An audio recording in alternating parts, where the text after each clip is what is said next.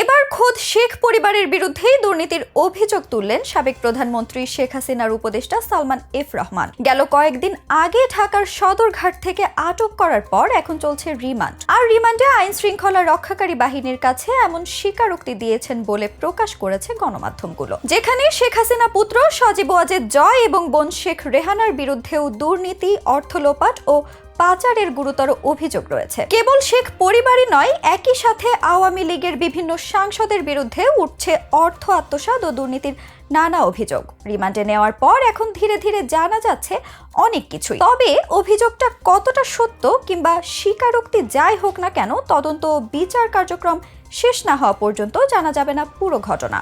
কিন্তু এ প্রসঙ্গে কি বলছেন রিমান্ডে থাকা আওয়ামী নেতারা?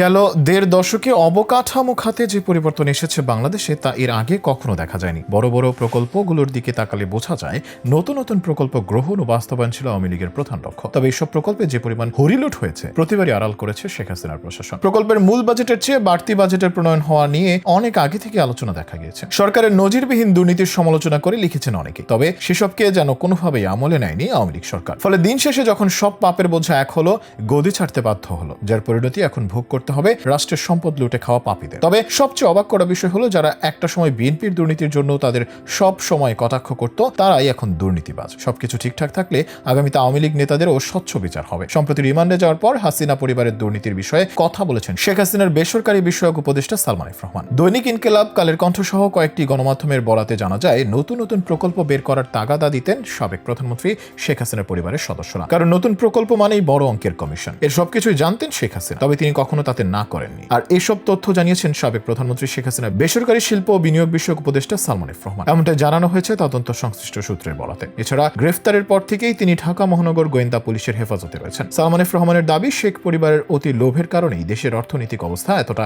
শোচনীয় হয়েছে। তাতে সবসময়ই সায় দিতেন সরকারের শীর্ষস্থানীয় কিছু ব্যক্তি। শেখ হাসিনাকে বোঝাতে গিয়ে অনেকে ছিটকে পড়েছেন, কারণ তিনি সবসময় তার নিজের সিদ্ধান্তে অটল থাকতেন। এসব বিষয়ে সালমান এফ রহমানের বরাত দিয়ে তদন্ত সংশ্লিষ্ট সূত্র জানায়, এস আলমের মাধ্যমে দেশ থেকে পাচার হওয়া 1.5 লাখ কোটি টাকার অর্ধেকই শেখ রেহানা এবং সজীব ওয়াজেদ জয়কে দেওয়া হয়েছে। বাংলাদেশ ব্যাংকের তৎকালীন গভর্নর আব্দুর রউফ তালুকদারের সরাসরি তত্ত্বাবধানে এসব অনিয়ম হয় বলেও জানান সালমান এফ রহমান। তবে এসব বিষয়ে কেউ কথা বলার সাহস পাননি। কেবল অর্থ পাচার নয়, দেশের ইস্টার্ন রিফাইনারি, চিনি কল হাতিয়ে নিলেও এস আলমের বিষয়ে নীরব ছিলেন সবাই। সংশ্লিষ্ট সূত্র আরো জানায়, রাষ্ট্রায়ত্ত জনতা ব্যাংকে লুটপাটের জন্য বেছে নিয়েছিলেন সালমান এফ রহমান। তাই নিজের পছন্দের মতো চেয়ারম্যান এবং এমডি নিয়োগ দিতেন। পছন্দ না হলে নিয়োগপ্রাপ্ত ব্যক্তিকে ব্যাংকে যোগদান করতে দিতেন না। কেউ যোগদান করে ফেললেও অনিয়ম দুর্নীতির অভিযোগ দিয়ে পদত্যাগ করতে বাধ্য করতেন। বাণিজ্য মন্ত্রণালয়ের সাবেক সচিব হেদায়েতুল্লাহ আল মামুনকে জনতা ব্যাংকের চেয়ারম্যানে নিয়োগ করা হলেও সালমানের পছন্দ না হওয়ায় তিনি যোগদান করতে পারেননি। একইভাবে কেন্দ্রীয় ব্যাংকের সাবেক পরিচালক ডক্টর জামাল উদ্দিন আহমেদ জনতা ব্যাংকের চেয়ারম্যান হিসেবে যোগদান করলেও দুর্নীতির অভিযোগ তুলে তাকে পদত্যাগ করতে বাধ্য করেন। এসব বিষয়ে প্রশ্ন করলেও নীরব থাকেন সালমান এফ রহমান। তদন্ত সংশ্লিষ্টরা তাকে বন্ড ছেড়ে প্রায় 7,000 কোটি টাকা তুলে নেওয়ার বিষয়ে প্রশ্ন করেছেন। তিনি বারবার অসুস্থতার কথা বলে এড়িয়ে গেছেন। সালমান এফ রহমানের প্রসঙ্গ ছাড়াও গণমাধ্যমের বরাতে জানা গেছে, রিমান্ডে সাবেক সমাজ কল্যাণ মন্ত্রী দীপু মনিও জিজ্ঞাসাবাদের সময় নিজের অসুস্থতার বিষয়টি তুলেছেন। সূত্রমতে গোয়েন্দারা বলছেন, চাঁদপুর পৌরসভার মালিকানাধীন 12 তলা ভবনের 3য় তলায় 3,300 বর্গফুটের একটি ফ্লোর কিনেছিলেন দীপু মনি। তবে 4টি ফ্লোর দখল করে রাখেন তার ভাই ডাক্তার ওবায়দুর রহমান টিপু। আবার চাঁদপুর বিশ্ববিদ্যালয়ের জন্য সরকারি চর দখল করে সরকারের কাছেই 400 কোটি টাকায় বিক্রি করেছিলেন। পরবর্তীতে ওই এলাকার নাম রাখা হয় দীপুনগর। তবে তদন্ত সংশ্লিষ্টদের এসব জিজ্ঞাসাবাদে কোনো উত্তর দেননি তিনি। তদন্ত সংশ্লিষ্টরা বলছেন, রিমান্ডে থাকা সবাই সবকিছুতেই শেখ হাসিনার কথা বলছেন। তবে